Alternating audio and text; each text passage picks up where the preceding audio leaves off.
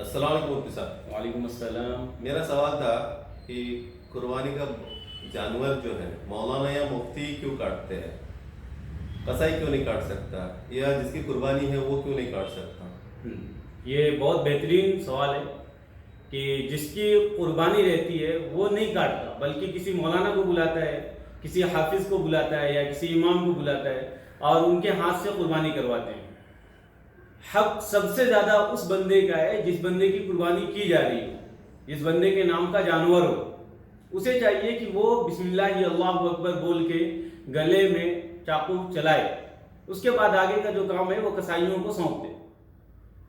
بہت مرتبہ ایسا ہوتا ہے کہ بہت سارے قصائی لوگ آتے ہیں، گٹکھا کھا کے رکھتے ہیں، مسالہ کھا کے رکھتے ہیں، پان کھا کے رکھتے ہیں، اور بسم اللہ اللہ اکبر بولنا ضروری ہے جانور کو ذبح کرتے وقت. اور جب آپ بسم اللہ اللہ اکبر بولیں گے تو آپ کا پورا منہ کھلے گا، بسم اللہ اللہ اکبر، آپ کا جو پان مسالہ ہوگا سب باہر آ جائے گا.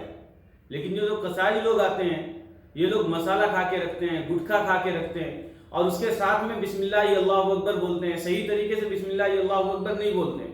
اگر آپ کے گھر میں کوئی قصائی آئے تو آپ ان سے کہہ دیں کہ پہلے آپ کلی کر کے آؤ، پہلے آپ اپنے منہ کو صاف کر کے آؤ، ہم آپ کو ذبح کرنے کے بعد میں مسالہ دیں گے، پھر آپ کھاؤ.